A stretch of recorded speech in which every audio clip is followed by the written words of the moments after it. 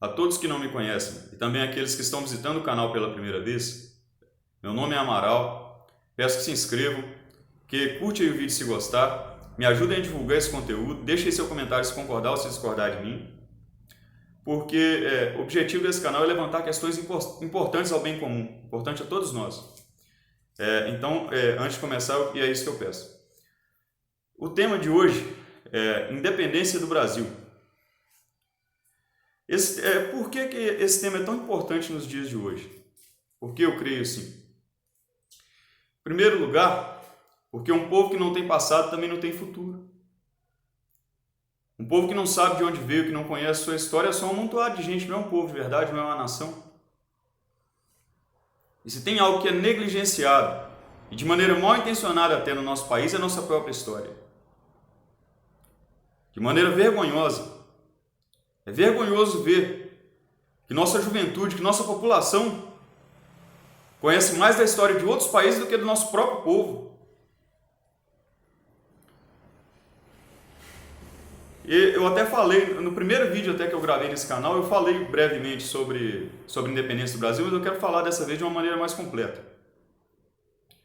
Eu tenho como embasamento, principalmente, fora outras pesquisas que eu já fiz, a leitura do livro 1808 e de 1822, de Laurentino Gomes. Também já tenho como referência, já li A História Secreta, do Gustavo Barroso, que são algumas das referências que eu tenho para tratar do assunto, fora uma série de outras pesquisas. Por que se deu a independência do Brasil? Como foi? Em primeiro lugar, o Brasil, enquanto colônia de Portugal, até, vamos dizer assim, próximo de 1800, até essa época, o Brasil era, na verdade, um emaranhado de pequenas colônias, com muito pouco contato entre si, com sentimentos regionais muito maiores do que sentimentos nacionais, tanto que se você pegar um pouquinho, estudar, correr atrás, você vai ver que todos os movimentos que buscavam alguma independência de Portugal até então eram de cunho regional, era um separatismo regional, objetivavam criar países nas determinadas regiões dessas pessoas, e não criar um Estado independente do Brasil. Mas o que mudou nessa época, no começo de 1800? Em 1808, dada a situação tensa que estava na Europa, a França de Napoleão se expandindo rapidamente pelos outros países, Portugal recebeu a exigência de colaborar com os franceses de uma série de formas ou ser invadido. E Dom João, então monarca de Portugal, optou, ao invés de lutar, de resistir aos franceses, porque julgou que não tinha condições, ele optou por se refugiar no Brasil, então sua maior colônia. Estabeleceu uma nova capital no Rio de Janeiro para poder administrar seu império. E assim fez.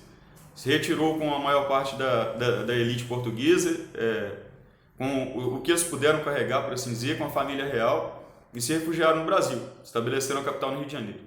O que isso mudou? Primeiro, com o Rio de Janeiro sendo capital do Império Português, todas essas colônias espalhadas, tudo isso que fazia parte do Brasil, tinha muito pouco contato entre si, passou a responder ao Rio de Janeiro. Passou a funcionar como uma unidade integrada. Dom João fundou uma série de instituições que podem ser chamadas verdadeiramente nacionais pela primeira vez. E, mais importante, Portugal, no Brasil, quando veio ao Brasil, abriu mão do seu privilégio colonial e estabeleceu o Brasil como Reino Unido a Portugal e Algarve. Ou seja, tornou o Brasil uma condição teoricamente igual a Portugal. E nisso houve uma maior participação, principalmente das elites do Brasil e do povo em geral, na organização desse país, de maneira que ele passou a funcionar de uma maneira realmente integrada, passou a ser um Brasil único de verdade até então, de uma maneira que nunca tinha sido. E quando, digamos assim, que Napoleão foi derrotado, que passou o perigo na Europa, que Portugal foi reconquistada, ficou livre de perigo, as cortes assumiram o poder em Portugal e passaram a demandar o retorno do rei Dom João. E, fora isso, elas também demandavam que o Brasil retornasse ao status de colônia, deixasse de ser tratado, de certa forma, como igual a Portugal. Só que essas mesmas elites que apoiaram Dom João e que se beneficiaram disso, elas não estavam dispostas a retornar o Brasil uma colônia. E o povo em geral não estava disposto a voltar a ser uma colônia e se tratar de forma diferente. Para quem às vezes acha que era todo mundo tratado como igual, de fato, na época todo caucasiano era considerado súdito da coroa. Só que quem era nascido em Portugal tinha uma série de privilégios que até para ser um oficial de alta patente no exército, para ocupar um cargo maior na administração, tinha que ser nascido em Portugal. Então a população se via privada de um certo crescimento. Então isso foi distanciando os portugueses e brasileiros, fora as diferenças culturais que já haviam sido acumuladas ao longo dos séculos, é lógico. E nesse ponto, Dom João acabou cedendo e retornando a Portugal. E o filho dele, Dom Pedro, que viria a ser Dom Pedro I, imperador do Brasil, ele se tornou extremamente simpático à causa do país, e quando, em determinado momento, seu pai teve de retornar, ele proclamou, em 7 de setembro de 1822, a independência do Brasil. Até aí é razoavelmente contado da maneira certa. Aí que entra um grande borrão na nossa história, que não é contado da maneira correta. O que aconteceu aí? Você acha que quando Dom Pedro falou assim, independência ou morte, como dizem, né? Você acha que as cortes que governavam Portugal na época, efetivamente, não era o pai dele, Dom João, que estava governando efetivamente, sim as cortes portuguesas, as cortes liberais? Você acha que é simplesmente falar assim, não pode ficar com isso aí, eu não quero, não, faz falta, não. É minha colônia mais valiosa, mas não quero mais, não, pode ficar, tá bom, fica aí. Não foi bem isso que aconteceu, não, mas é isso que a gente é ensinado praticamente. Eu já cansei de ouvir, infelizmente, ouvi da boca de muitas pessoas coisas que, como, eu não sei o que aconteceu na independência do Brasil, disse que foi comprada, não sei o que aconteceu, não, infelizmente não estudei isso. Não é culpa dessas pessoas, infelizmente é do péssimo ensino que a gente vem tendo, não só de inqualidade, principalmente de má intenção. Essa parte é de má intenção, é para fazer a gente não valorizar a nossa própria história. O que aconteceu? Nesse tempo em que Dom João ficou no Brasil, as guarnições portuguesas ao longo principalmente da região costeira do Brasil, foram muito aumentadas. Tinha uma grande força portuguesa no que hoje é o Uruguai, que na época era Cisplatina, que estava até combatendo uma revolta lá. E tinha uma guarnição muito grande em Salvador, na Bahia também. Tinha uma guarnição no Rio de Janeiro e também no Nordeste, no Piauí, por exemplo, no Nordeste, no Grão-Pará na época, que hoje onde hoje é o estado do Pará, tinha grandes guarnições portuguesas. Em determinado momento, antes de ser proclamada a independência, a guarnição que estava no Rio de Janeiro ela acabou sendo expulsa por Dom Pedro e pelos locais, sendo impedida de se estabelecer, e acabou se juntando à guarnição em Salvador, reforçando mais essa região.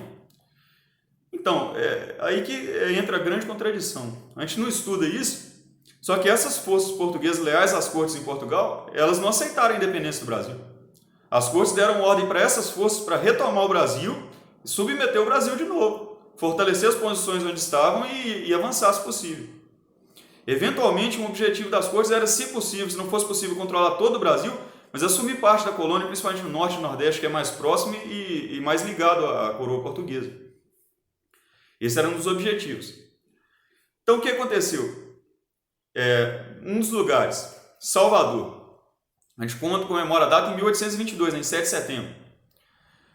Só que a guarnição portuguesa já estava em conflito desde março de 1822, antes da proclamação da independência, com a população de Salvador, da Bahia, no caso. E quando foi proclamada a independência, a situação ficou mais grave, houve violentos tumultos, soldados portugueses chegaram a invadir um convento lá, e a abadesa que administrava o convento, ela, na esperança de salvar as freiras que estavam lá, ela tentou impedir os soldados de entrar, e ela foi morta de maneira violenta pelos soldados, levando a população a uma comoção ainda maior e tornando a situação incontrolável. Então, as forças locais que já estavam se organizando puseram as forças portuguesas em Salvador sob cerco e começaram a ocorrer combates dentro da cidade. E quando Dom Pedro proclamou a independência, ele reforçou essas tropas, mandou mais soldados, e prosseguir esse cerco. Foi só em 2 de julho de 1823, quase um ano depois, se você contar do início das hostilidades, mais de um ano, que as forças portuguesas foram expulsas, tendo combates sangrentos que deixaram milhares de mortos e feridos de ambos os lados, e que a gente não estuda, a gente não vê isso na nossa história. A gente é criado a aprender que o brasileiro é um povo pacífico, mas não com o significado verdadeiro que pacífico tem, mas querendo dizer um povo passivo, um povo covarde, que não luta pelo que precisa, que ganha tudo na mão. E acreditar nisso é cuspir na cova desses heróis que combateram e deram suas vidas por um Brasil independente nessa época. Uma das coisas mais impressionantes, se você pegar para estudar dessa época, aconteceu no Piauí. Tinha uma grande guarnição portuguesa lá, disposta a submeter o Estado de novo, e marchava para a capital da província, na época chamada província. E essa força, armada até os dentes de soldados profissionais portugueses, se dirigia para lá e, se tivesse chegado rapidamente, poderia ter desbaratado a revolta na província, dificultando muito a independência nessa região. Mas o povo da região, imbuído de fervor patriótico, gente que tem o mesmo sangue da gente, que fez o que qualquer um de nós pode fazer, mas que hoje talvez não tenha coragem, se armou da maneira que podia, com facões, com chussos, foices, velhas espingardas, com o que tinha. Reuniu um grupo de pessoas e se preparou para atacar esse destacamento de exército português armado até os dentes. E quando eles avistaram a tropa portuguesa, eles marcharam sobre eles com uma coragem poucas vezes vista na nossa história, e atacaram em ondas e foram morrendo de uma maneira descomunal. A inferioridade em questão de armas era imensa. Mas, mesmo vendo seus companheiros caindo, eles conseguiram chegar às linhas portuguesas, matar mais de 100 deles, ferir mais uma certa quantidade, causar quase 200 baixas ao exército português, apesar das grandes perdas que sofreram, e atrasando eles a marcha deles, fazendo eles desviar sua rota, acampar numa fazenda próxima, e só depois de muitos dias chegar na capital da província, quando ela já estava organizada e preparada para enfrentá-la. O sacrifício desses patriotas, que apesar de derrotados na batalha, fizeram algo tão grande pelo país, e hoje são tão pouco lembrados, até pelo povo do próprio Estado, porque eles se sacrificaram para retardar a marcha desses soldados portugueses, garantindo a independência do Brasil na região, garantindo a integridade do Brasil. Fora essa batalha, que talvez deveria ser comemorada como um feriado nacional pela sua importância, no que hoje é o Uruguai, as forças que estavam lutando como irmãs, até então pelo que parecia, contra os rebeldes no Uruguai, cercando sua capital, se eu não me engano, no momento do anúncio da independência, elas se dividiram, mostrando que não havia irmandade nenhuma mais, que realmente essa identidade brasileira estava formada e não tinha condições de se manter unida à portuguesa. As tropas que até então combatiam juntos se dividiram. E uma parte se refugiou na capital uruguaia, na época província da Cisplatina, então parte do Brasil. E a parte que estava lutando junto com esses que se refugiaram lá, esses portugueses que se refugiaram lá, puseram sob cerco Montevidéu. E foi só em março de 1824 que essas forças foram se render depois de duros combates. E foi só a partir dessa data que se encerraram os combates, e também com a queda, o retorno do poder de Dom João, pai de Dom Pedro, com o enfraquecimento das cortes em Portugal, que se começou a se discutir a paz. Então, a independência do Brasil só veio a ser reconhecida em 1825. Houve 3 anos de conflito, de sofrimento, de batalhas navais, de combate nas nossas cidades, de sacrifício por parte de nossos irmãos brasileiros, que a gente não estuda, que a gente não dá valor para isso. Nós não, né? As autoridades do nosso país, de propósito, ocultam isso para que a gente não veja o quanto corajoso, valoroso é nosso povo. Que nosso povo é capaz de lutar, de defender aquilo que é dele por direito. A independência do Brasil não foi comprada, não foi uma coisa ganhada. Foi algo às custas do sacrifício de grandes brasileiros, de heróis que se sacrificaram, que fizeram coisas inimagináveis por esse país. A única coisa que devia ser estudada, que foi vergonhosa realmente nessa época, foi que para selar a paz com Portugal, para encerrar esse conflito, o Brasil foi obrigado a pagar uma indenização pesada pelas propriedades de portugueses destruídas, pela a sua frota que perdeu muitos navios, por tudo que foi tomado, o Brasil teve que pagar uma pesada indenização desproporcional que, no fim das contas, vendeu a independência que, com tanto custo, com tanto sangue, nosso povo conquistou. A partir dali, essa dívida só fez aumentar em juros sobre juros. Se você ler o livro Colônia de Banqueiros, Brasil, Colônia de Banqueiros, do Gustavo Barroso, você vai entender. Se você pesquisar de uma outra fonte qualquer, você vai entender. Que a partir daí, o Brasil teve que contrair dívidas, fazer empréstimo para pagar essa indenização para Portugal.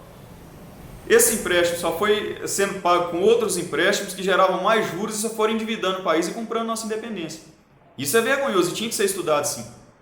Mas não diminui a glória, o sacrifício e o esforço do povo brasileiro fez para conquistar essa independência. Por mais que a gente seja alienado da realidade, que eles se esforcem a apagar nosso passado, para tentar nos fazer acreditar que nós somos fracos, é possível encontrar a verdade. A verdade, por mais que eles escondam, ela é possível de ser encontrada, ela não é algo que dá para se esconder completamente, não. A independência do Brasil é algo que tinha que ser mais valorizado. É triste saber que tem pessoas, por exemplo, na Bahia que não sabem o que é 2 de julho. No Piauí que não sabem o que foi a Batalha de Genipapo. Que não conhecem o sacrifício, muitas vezes, dos seus próprios antepassados, que morreram lutando ali, que se sacrificaram. A gente tem que conhecer melhor nossa própria história é muito rica. Nós temos muitos motivos para nos orgulhar. Nós temos que buscar inspiração de dentro e não de fora. Nós temos as soluções para os problemas que nós temos hoje no nosso próprio passado. Vamos buscar conhecimento do nosso próprio país, vamos estudar nosso próprio passado. Vamos parar de acreditar nesse tipo de coisa. Gente que hoje tenta se ridicularizar, por exemplo, Dom João, Dom Pedro I, 2 grandes monarcas que fizeram muito pelo Brasil, especialmente Dom Pedro, que foi um grande líder militar e um grande líder para o país, e que nas suas atividades com a maçonaria sempre presente nessas coisas, eu não concordo em dizer que ela foi responsável pelas coisas que aconteceu, mas você pode ter toda certeza, e eu concordo e eu defendo isso, que ela em todo momento fez de tudo para tirar proveito da situação, para tirar vantagem para si própria. Isso ela fez e fez muito. Com o envolvimento de Dom Pedro I com a maçonaria, que fez por ignorância, muito provavelmente, quando ele rompeu com a maçonaria, ele acabou sendo perseguido por ela e sabotado continuamente, até que ele acabou sendo forçado a abdicar e ser exilado do Brasil, em nome de seu filho Pedro, que viria a ser Dom Pedro II do Brasil. E para você ter uma ideia, ele era um monarca tão ruim, um líder militar tão ruim, que foi exilado do Brasil, que ele retornou para Portugal, tomou o trono com o apoio do seu povo, do seu irmão Dom Miguel, derrotou ele em batalha e se tornou Pedro IV de Portugal. Esse monarca foi renegado no Brasil. Então eu peço aí, galera, que quem assistiu o vídeo, deixa a sua opinião nos comentários aí. Por mais que o vídeo ficou um pouquinho longo, se esforça para ver todo, para captar a mensagem do que eu quero falar. E deixa seu comentário aí, o que você viu da independência do Brasil? Você viu isso que eu falei ou você escutou lá que foi comprada, que não teve importância, que não foi nada? Você ouviu falar do sacrifício dos nossos irmãos, dos nossos antepassados brasileiros pela nossa independência? Por essa independência que eles venderam como se não fosse nada e que custou muito sangue brasileiro? Vocês estudaram isso ou vocês estudaram que foi comprado, que não valeu nada, que foi bobagem? Que o povo brasileiro é fraco, não luta, é um povo passivo, covarde? O que vocês estudaram? Deixa aí nos comentários se possível. Deixe sua opinião. É isso que eu peço. E antes que o digam, eu não sou esquerda nem direita, eu sou um nacionalista.